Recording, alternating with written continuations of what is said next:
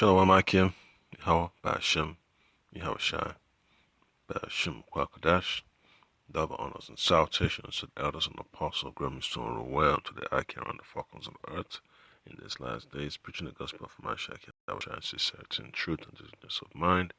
Yeah, man. Babylon's drama.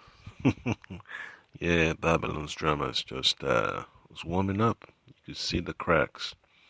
You could see the cracks in Babylon. All right, and these people are not pleased with the so-called government anymore, man. That they're resorting to taking their own responsibilities seriously, and they're no longer depending on the government for protection anymore. They're just tired of the so-called overreach, and this is the so-called Edomites, man, and they are willing to go to an extreme extent to preserve their so-called privileges, what they like to call rights, all right? And they are at odds with the elite, and it just shows you that this is not a kingdom that you want to set roots in, all right? And you gotta pray that the Lord get us out of here quickly, because it's about to get ugly. So I'm going to read from Isaiah chapter 28, verse 20. It says, "For the bed is shorter than that a man can stretch himself on it, and the covering narrower than that he can wrap himself in it." Yeah, so the Most High is going to force this Edomite into an uncomfortable position. And that's why this so-called scamdemic was brought into play, to push the people off their balance, and now they see what plan the elites have for their so-called Great Reset, and they're taking this seriously. They're not playing games no more when it comes to protecting their livelihoods, and it's gonna get violent on the streets of Babylon. And when you read the what you call it, the news bulletins that the ATF puts out, because they send something out, I believe, every month, you just see these so many crimes, being committed across the nation. It concerns firearms and other things related to firearms. And man, you just have to, put your head down and just say, wow, how long, oh Lord, will this place, continue? Because it's just getting overwhelming, and it's going to get ugly. So I'm going to play the clip real quick. After another mass shooting, President Biden now calling to tighten gun laws. I don't need to wait another minute, let alone an hour, to take common sense steps that will save the lives in the future. Nullifying unconstitutional federal laws is both legal and it's also the right thing to do. It's clear as day that a lot of the gun laws that are being debated now would totally infringe the Second Amendment. It could be decades before the Supreme Court makes its mind up. It's silly to sit around and wait for something is unconstitutional. It's time to stand up and fight back, and the methods that we need to use are the ones already being used by the left. In 1987, Oregon passed a law prohibiting state and local law enforcement from using public resources to arrest or detain people whose only crime was being in the country illegally. Since then, hundreds of other jurisdictions have passed similar laws, becoming what's known as sanctuary cities. There's a new movement among conservative gun rights activists to employ the same strategy.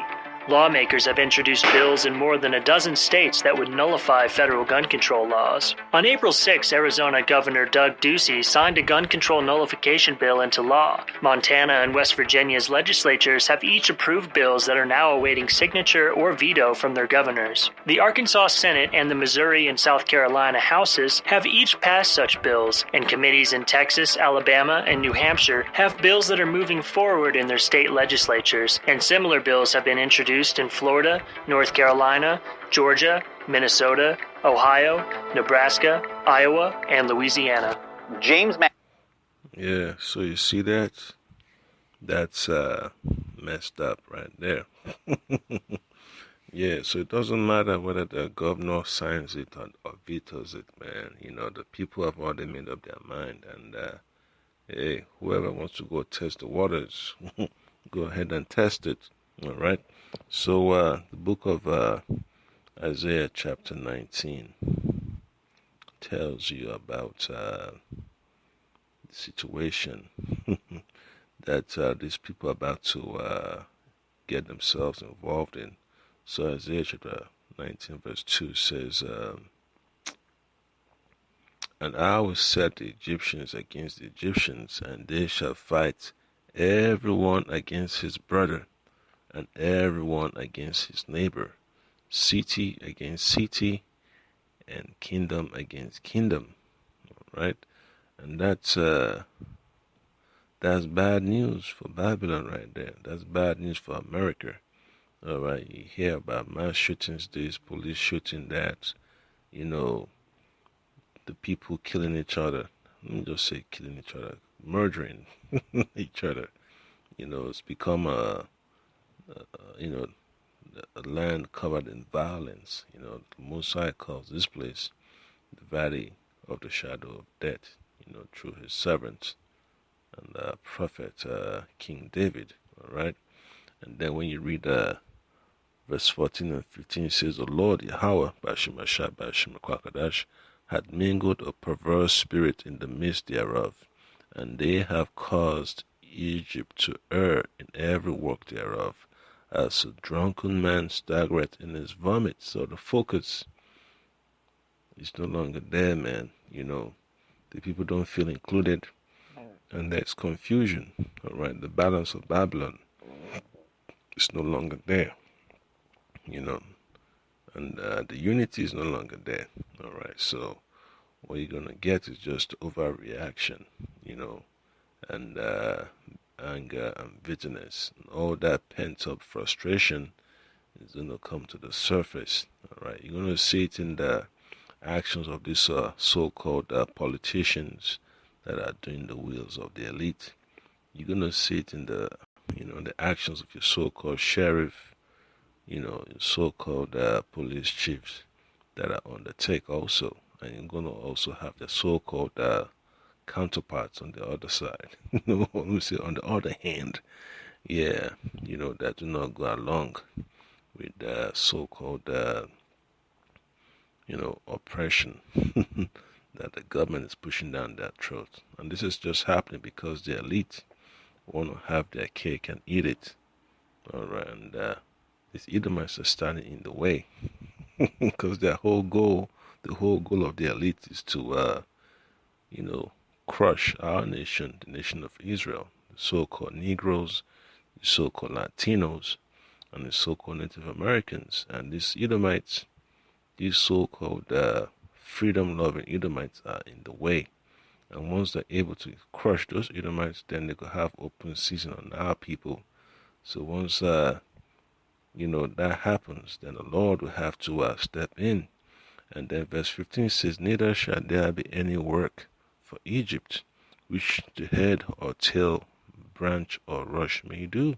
So they're going to have to force the whole country into mass unemployment. And that's what you're seeing right now.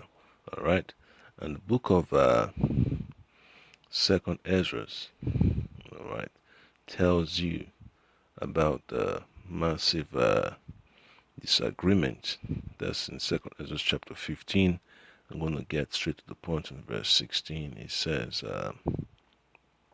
for there shall be sedition among men, and invading one another.